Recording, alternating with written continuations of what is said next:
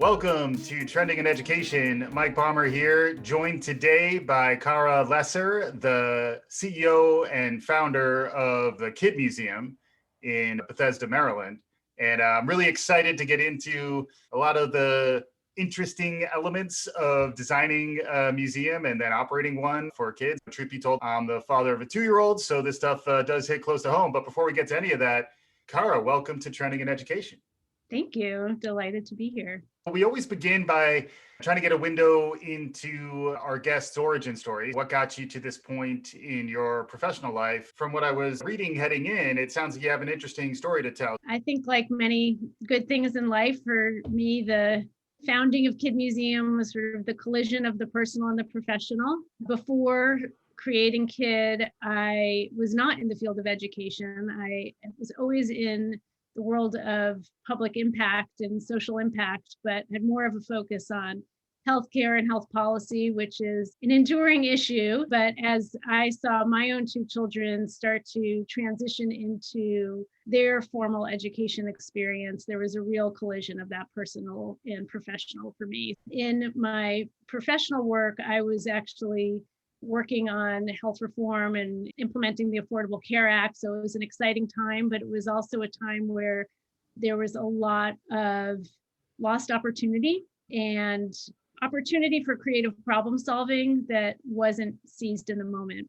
That coincided for me with seeing my 2 children transition out of play-based preschool environments into our public school system. On paper, one of the best public school systems in the country.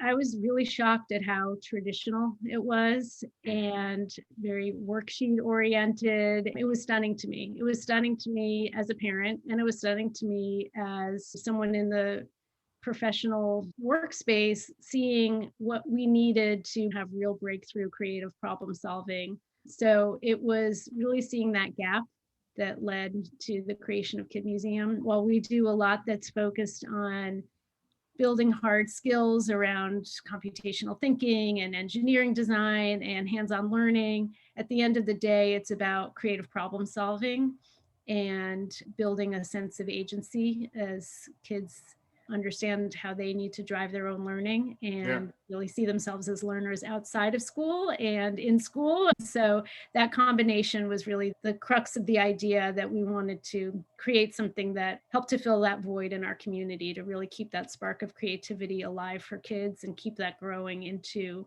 elementary, middle school, and beyond. Yeah, that's fantastic. It reminds me of the quote that's attributed both to Abraham Lincoln and Alan Kay, which is the best way to predict the future is to invent it. So it sounds like you saw an opportunity to invent something that didn't exist, at least in the place that you were. I'd be curious what you drew from to actually build this. We talk a lot about a creator economy and how the world is changing in a lot of the ways that you're describing. Can you walk us through what was involved in actually getting a physical museum created? That's a pretty daunting undertaking. Pittsburgh has always been an incredible mecca for us, and the Children's Museum of Pittsburgh, and seeing really what the whole ecosystem in the Pittsburgh area has been able to do to develop a sort of ethos of learning around making has been inspirational to us. And in a true maker spirit, a lot of learning through trial and error, figuring out what we could do in our community. We started by bringing the first maker fair to the DC region. So it was a large community engagement activity that got phenomenal attendance. We had 12,000 people come for our first maker fair. That attracted many of our local elected officials, as well as district leaders, and people saying, you're really onto something. And that's what started to open up doors for us to be able to physically open our doors in our first space. And when we started, we really thought this was something that would be primarily for out of school time, after school weekend, with occasional field trips. That was probably one of the biggest surprises at the beginning for us, was how schools, public and private, really met us with open arms. And it was this moment where there was a real openness to, we want to bring this type of learning into our school. We want to figure out how we can make that happen in a deeper way than just one field trip here or there. So really from the outset, we were invited in to some pretty significant partnerships with schools, and our local public school system in particular that's just continued to grow. I think that that's really deepened the impact of what we've been able to do to just have more time with kids, more time during the day, as well as time with them after school and on weekends. I'm always fascinated when trends can sync up. So it sounds like you were able to sync up with the maker movement, which has been a huge trend in the 21st century, particularly in, say, like the last 10 years. The other aspect of this that I'm thinking about is the actual space in which the kids can learn. I imagine that's part of what captured the imagination of local schools, where school architecture is still a really old conceptual model. It's still designed the way it was thought of in, say, the 50s and 60s. There's not a lot of opportunity to reimagine that. Can you talk a little bit about the space itself and the way it was designed and what you've seen as it's been operating? I think part of what we think is so effective about our space is that it's very flexible. It is really all designed as active workspace. And we have lots of different types of tools and materials. That's a big, focus of ours as a maker space. Obviously, we have anything from 3D printers and CNC routers and the sort of tech tools to lots of microbits and Arduinos and things like that, but also drills and hammers and sewing machines, things that are a little more old school. One of the things that we learned pretty early on was at the beginning, we had discrete spaces. The power of it is really to be able to move things around and mix and match and really design around the learning that you're doing. To your point, that's not what most learning spaces are designed for. I think that is part of the unique value of coming into a space that's designed intentionally as a flexible maker space where education is the lead, right? It's not about it being a pure maker space where people come in and can just use equipment and come and go. It's really about the learning that's happening in those spaces. Yeah. It looks like from what I was reading, you're also providing a lot of services to educators as well, so that they can understand how to use these types of tools and how to incorporate this into their lesson planning. A really important anchor for us is the partnerships with teachers and school leaders, both principals and district leaders, really understanding the different levels that we need to co-design and to have effective maker learning experiences. A first-time school visit to our space, you might have seen a teacher in the background and they're letting our professional educators lead, but they get very interested and they get drawn in. Where we have been able to shine is being able to build these very deep partnerships with teachers to understand what we call the mind of a maker. What we're working toward is building this mindset and habits of mind, ways of thinking, ways of learning that drive the work that can be brought into a traditional classroom in addition to the experience that happens in our makerspace, and then the places that get created in between. Schools start to reinvent what their spaces look like. But we know that classroom teachers know their students in ways that we are never going to know them. Being able to partner with those teachers to design programs that really reach kids to unlock the power of this mind of a maker concept is at the core of what we're trying to do. That makes sense. I also saw on your website a metric around how many students you've reached. How are you thinking about scaling this? And maybe that leads a little bit into the pandemic conversation in some ways too, because once you have to think beyond your physical constraints, suddenly that can open up ways in which you could scale that you may not have necessarily thought about before.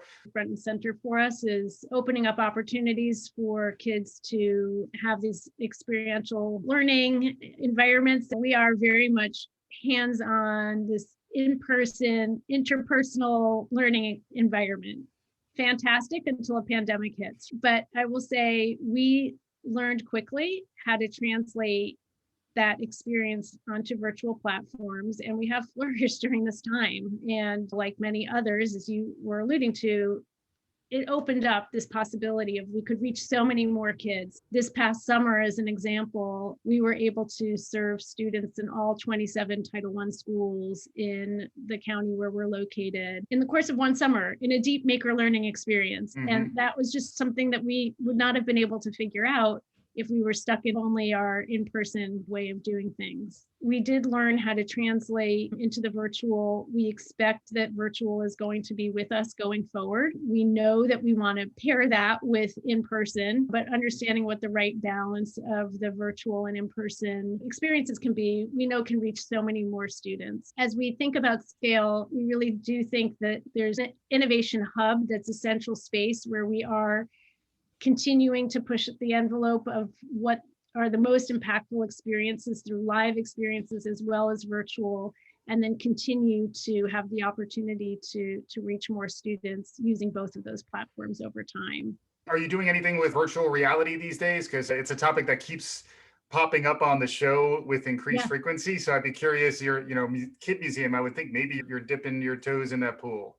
I did listen to your most recent show on virtual. I loved the one about algebra and virtual reality, but we have done some. We haven't done as much in this virtual learning time, but I think when we get back, we find that it is, incredibly powerful platform for kids to connect on and to understand how they can build their own virtual reality experiences. Everything that we do is about making kids the makers and not just the end consumers of the technology. Getting back to your point about the future of work, you're also doing really interesting partnerships. Maybe we could talk about the one you're doing with Amazon Future Engineer in particular, but it does seem the mission alignment also goes all the way through to maybe opening up career pathways or ideas about career pathways much earlier than people frequently are having those types of conversations. Our focus is on K-8 and very intentionally, and that's not where most people think when they're thinking about career pathways, college and career pathways. But I say that high school students come from somewhere, and we know that the earlier that you can start forming these dispositions with kids, the better off we all are. Really have focused on elementary and middle school age youth and getting them engaged in learning through making with real world problem solving that really embeds career exposure from the very early stages. So having an opportunity to understand how different tools and technologies are leveraged in different types of problems solved in different industries. Kids get that when they're in third grade, when they're in fourth grade. We do not have to wait till they are sophomores in high school. Our focus is coming from a place of students driving their own project to solve a problem that they are interested in. For example, we have a middle school maker challenge that focuses on sustainability, but we keep it very open and have the students define what they're interested in around sustainability. And they are then designing and developing a prototype of their own invention related to that problem. That real world problem solving is an anchor for us. In terms of the connection with Amazon Future Engineer, Amazon has a large presence now in the greater DC region and has been interested in ways that they can support economic development in general, as well as the talent pipeline, the tech talent pipeline. We've partnered up with a focus on teacher professional development and supporting teachers in developing the mind of a maker at the elementary and middle school level. These were conversations that we were in with Amazon Future Engineer pre-pandemic, but have brought it into the pandemic time. And it's really an important moment for teachers to feel supported in how they are bringing hands-on project-based learning into their classrooms, virtual, hybrid, or what have you. Teachers are really struggling to make those connections with students right now. I was struck also by you describing the power of that playful mindset as a father of a 2-year-old. I certainly understand that. It did make me reflect back on my K-12 education and how relatively quickly, maybe had a couple good elementary school teachers here and there who maintained that spirit, but relatively quickly it turned into something markedly different. As someone who's been in this space now for some time, you've been picking up some trends along the way. Where do you see this heading moving forward? Are there opportunities that are emerging in light of the pandemic? What do you see on the horizon, either for the Kid Museum or for many of these ideas that you've been activated against?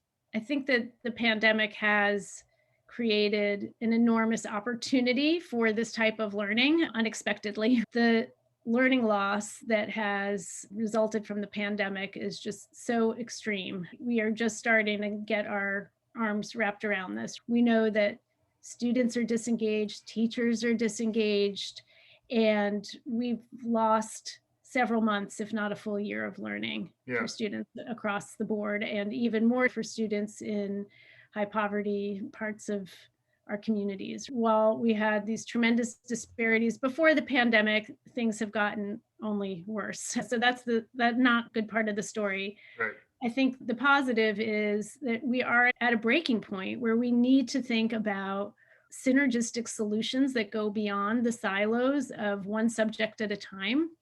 We need to think about approaches to teaching and learning that integrate innovation, that speak to students, and that integrate the social emotional learning that we know students need, even pre pandemic, but so much more so now. So I do think that there's this real watershed moment for maker learning and for schools and school systems to think differently about what learning needs to look like, to re engage and not only make up for lost time, but hopefully leapfrog forward for kids to really move past this pandemic. I'd love to hear what's emerging. Are there trends that you're noticing that are worth us paying attention to? You mentioned the maker movement, maker fairs, maker learning. And is that the term of art? Is it maker learning? I think that invention education is talked about somewhat synonymously with maker education. There are, some nuanced differences, but it's the same whole. And I Mhm. think that there's a lot of focus on how to engage kids as innovators and that we need that innovative spirit to be actively nurtured. I think that the focus on the real world problem solving and valuing kids' ability to be meaningful contributors to that work. Maybe there's something unique about where children sit at whatever stage they're in, that they can bring something important to that equation, and that we don't have to wait for them to grow up and be trained out of Yeah. their creative thinking. There's fascinating new research out of the George Lucas Foundation that just did a whole series of randomized controlled trials looking at project-based learning that intentionally incorporates social emotional learning that's squarely in this wheelhouse of maker and invention education. There's a sense of openness from districts and individual schools that we need to think differently about this work now. Is the Kid Museum a model that could be replicated? It reminds me a little bit of community-based education as well, where it very much has its roots in the community that it's serving. But it sounds like a lot of what you've learned, just like you borrowed from Pittsburgh, people now can borrow from you. Any thoughts on if folks want to learn more, whether they have a program like this or if they want to start a program like this in their community? Any advice? Yeah, I think we do very much hope that this can be a model for others. We found that it's been very effective in our community. At the end of the day, I think what makes it so powerful is the relationships and the partnerships. That's another lesson we've all learned in a very visceral way during the pandemic, the need for the human connection part of education. And that is part of what has been the undercurrent of our success is the relationships we build with teachers, the relationships we build with districts, the relationships we build with individual kids and families, and Mhm. creating a space where kids want to come and learn and explore. They don't really view it as learning. They want to come and hang out and make stuff, but it's an extension of learning that lots of educators dream of. Yeah, it's really great stuff. If folks want to find out more, where should they go? They can come to our website, which is kid-museum.org. Awesome. And a wonderful conversation thus far, Cara, and thank you so much for joining. Before we let you go, I always love to ask my guests what else is happening in the world around us that's capturing your imagination these days? When Kid Museum started, the concept was integrating cultural exploration with making. At the time, a lot of people thought those are two totally separate things. And we need to decide what we're focused on here. And I think that, if anything, these past few years, and especially this past year, has reinforced our cultural understanding and the way we think about innovation and economic growth are completely intertwined, and our Mhm. kids need to navigate these worlds together. We, as the adults in the room, need to keep coming up with innovative solutions to bring those together for our kids. Yeah, makes a lot of sense. It sounds like you may have been spending time in an environment that fosters creative thought because you were able to make these connections laterally, things that maybe otherwise we wouldn't have connected. I'll hold off for next time to talk about how do we create kid museums for adults because I'm interested in retooling and inspiring that makerspace in my mind. I think with that, we'll leave folks wanting more. Cara, wonderful having you on the show. Thank you so much for joining. Thank you so much for having me. It was really lovely to talk with you. And for our listeners, if you like what you're hearing, tell a friend, write us a review, subscribe, do all the good things. We'll be back again soon. This is Trending in Education.